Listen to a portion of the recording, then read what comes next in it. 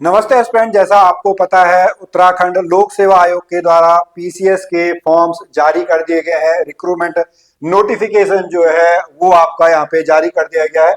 जब आप उस नोटिफिकेशन में देखेंगे तो मैं आपको आज की इस वीडियो में बताऊंगा कि अगर आप अभी पहली बार तैयारी कर रहे हैं तो आपको किन किन बातों का ध्यान रखना चाहिए, अगले कुछ समय तक कैसे आपको तैयारी करनी चाहिए, वो सब कुछ आपका है फॉर्म में लिखा हुआ है। तो किसी भी एग्जाम की सफलता के लिए सबसे पहले उसके सिलेबस को समझना जरूरी होता है, उसके एग्जाम पैटर्न को समझना जरूरी होता है। तो चलिए यहाँ पर चलते हैं। आज 7 मई 2025 को उत्तराखंड के द्वारा अपर पीसीएस के फॉर्म जारी कर दिए गए हैं।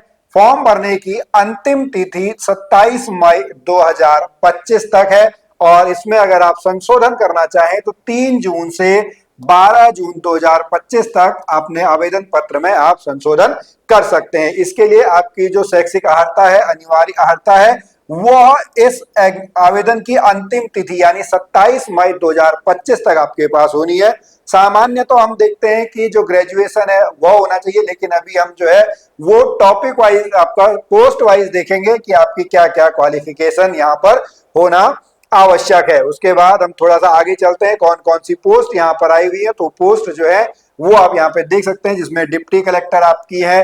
कुल मिला के जो है वो 3 पोस्ट हैं, 2 जनरल की है, 1 एससी की है।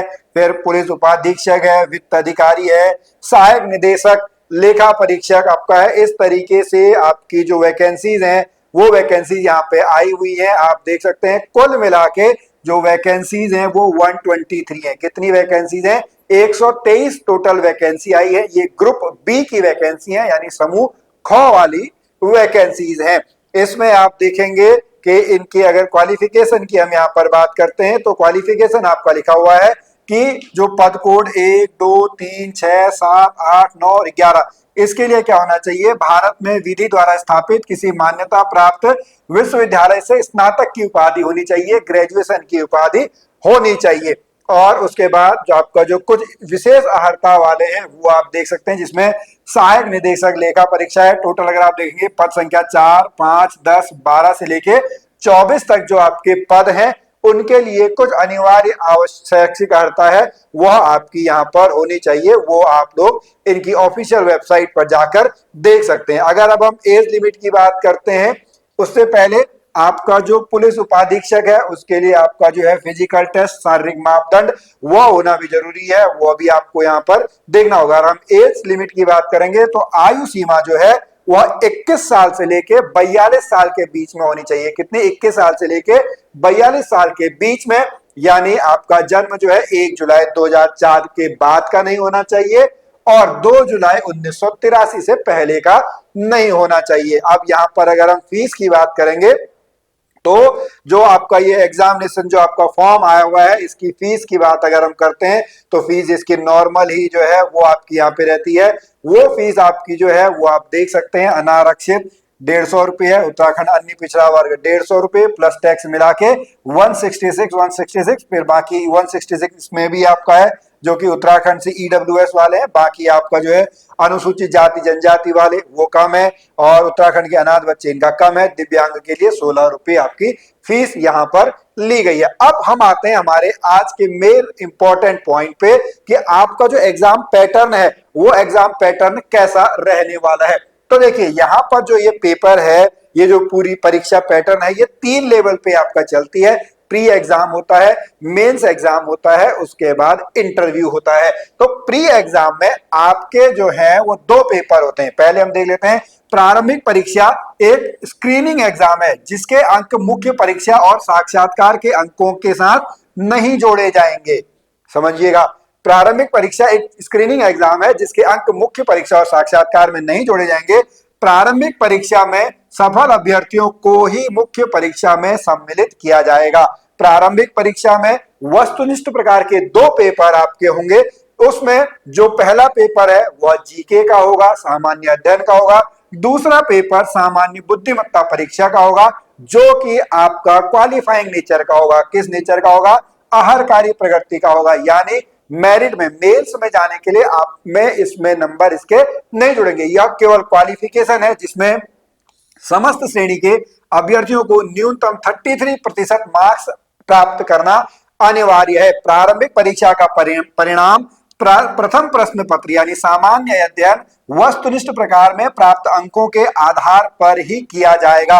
अभी हम यहाँ पर सिलेबस देख लेते हैं, उसके बाद हम यहाँ पर फिर आगे की चीजों को यहाँ पर देखेंगे। तो देखिए, सबसे पहले सिलेबस अगर हम देखेंगे, मेल्स में हम थोड़ी देर में चलेंगे, पहले हम सिलेबस का आपका देख लेते हैं। सिलेबस में देखेंगे जो आपका प्रारंभिक परीक्षा है यह दो प्रकार में होगी, एक प्रथम प्रश्न पत्र और द्वितीय प्रश्न पत्र। प्रथम प्रश्न पत्र यानी सामान्य अध्ययन का, जिसमें क्वेश्चंस होंगे 150 और उसका जो टोटल नंबर होगा 150, टाइम मिलेगा आपको 2 घंटे का। द्वितीय प्रश्न पत्र में बात करेंगे जहां पे सामान्य बुद्धिमत्ता परीक्षा आपकी है, 100 मार्क्स का पेपर होता है, 100 क्वेश्चन आपके होते हैं, कुल मिला के 150 नंबर का होता है और आपसे 2 घंटे यहाँ पे होंगे और प्रत्येक प्रश्न जो है वो 1.5 मार्क्स का होगा। यहाँ पर आप लोगों को यह जो है यह केवल क्वालिफाइंग नेचर का है, इसके आपके नंबर इसमें नहीं जुड़ेंगे। उसके बाद मुख्य परीक्षा का आपका यहाँ पर जो है वो दिया हुआ है। बता दो एक चीज और मैं आपको बता दूं, यहाँ पर जो है वो आपका ऋणात्मक मूल्यांकन होगा, ठीक है, यानी नेगेटिव मार्किंग होगी। नेगेटिव मार्किंग आपकी 1/4 यानी 0.25 मार्क्स आपके कटेंगे। सिलेबस की अगर हम यहाँ पर बात करते हैं तो प्री एग्जाम में जो सामान्य अध्ययन का है वहां पर आपसे जो है पहली यूनिट जहां पर इतिहास, यहाँ पर एक चीज और ध्यान देने योग्य बात है कि यहाँ पर आपके जो 1/3 मार्क्स हैं यानी 150 में से 50% जो आपके मार्क्स हैं वो उत्तराखंड से पूछे जाने, यानी 150 में से 50 क्वेश्चंस आपसे उत्तराखंड के पूछे जाएंगे। सिलेबस देखेंगे तो वही नॉर्मल भारत का इतिहास, कल्चर, राष्ट्रीय आंदोलन जिसमें प्राग ऐतिहासिक काल, मौर्य साम्राज्य, गुप्त साम्राज्य, उत्तर गुप्त काल, इस्लाम का आगमन, मुगल साम्राज्य, यूरोपियन का आगमन, भारतीय राष्ट्रीय कांग्रेस, यह इतिहास का है। यहाँ पर आप देखेंगे उत्तराखंड का इतिहास भी आप लोगों से पूछा जा रहा है। तो अगर आप अभी अदर स्टेट के हैं और उत्तराखंड के बारे में पढ़ना चाहते हैं तो आप हमारी जो ऐप है वेद3 क्लासेस ऐप, उसको आप लोग डाउनलोड कर सकते हैं। वहां पर आपको यह पूरा सिलेबस उत्तराखंड और वो भी स्पेशली बाइलिंगुअल यानी इंग्लिश हिंदी दोनों में आपको मिलेगा। तो यह आप देख सकते हैं उत्तराखंड का इतिहास और संस्कृति। उसके बाद भूगोल जिसमें आपका इंडिया का भी पूछा जाएगा और वर्ल्ड ज्योग्राफी भी आप लोगों से पूछी जाएगी। फिर पॉलिटी, भारतीय राज्य व्यवस्था की बात करें, यूनिट नंबर 3 आपकी वह है भारत का संविधान, भारतीय राजनीति, सभी कुछ पूछा जाएगा। उसके बाद आपका जो है यहाँ पे उत्तराखंड की राज्य व्यवस्था भी पूछी जाएगी। यूनिट नंबर 4 में इकोनॉमिक्स आप लोगों से पूछी जाएगी और उसके बाद यहाँ पर आपसे उत्तराखंड का इकोनॉमिक्स भी पूछा जाएगा। फिर सामान्य विज्ञान और प्रौद्योगिकी यानी साइंस और टेक यानी साइंस और टेक्नोलॉजी के भी क्वेश्चंस आपको यहाँ पर देखने को मिलेंगे। और उसके बाद फिर हम यहाँ पर बात करते हैं आपका जो है जिसमें करंट अफेयर जो कि यूनिट नंबर 6 है वह भी आप लोगों से यहाँ पर पूछी जाएगी। तो यह आपका जो है 150 मार्क्स का पेपर है, यह आपको यहाँ पर देखना है जिसमें आपके 150 क्वेश्चन ही बन के आएंगे। फिर दूसरा जो है जिसमें प्रश्न होंगे 100, पूर्णांक होगा 150, 2 घंटे मिलेंगे, यानी जो है सामान्य बुद्धिमत्ता परीक्षा जो क्वालिफाइंग नेचर की है उसको आप लोग देख लीजिएगा। वो सब कुछ यहाँ पे आपका लिखा हुआ है, डिटेल में आप लोग देख लेंगे। साथ में आप लोगों से वहां पर 30 मार्क्स में जो है वहां पर हिंदी और इंग्लिश भी आप लोगों से पूछी जाएगी, जिसमें आपका हिंदी और इंग्लिश जो है वो आप लोगों से पूछा जाएगा। यह भी आपका जो है सेकंड पेपर में पूछा जाएगा।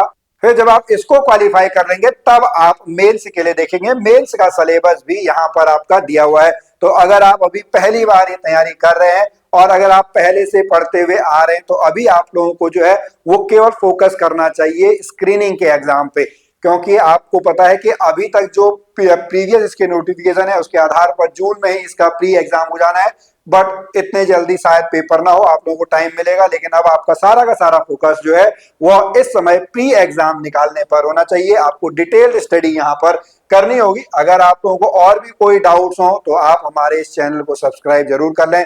कमेंट में अपना डाउट आप लिख सकते हैं, हम आपके डाउट को क्लियर करने के लिए वहां पर आंसर जरूर देंगे।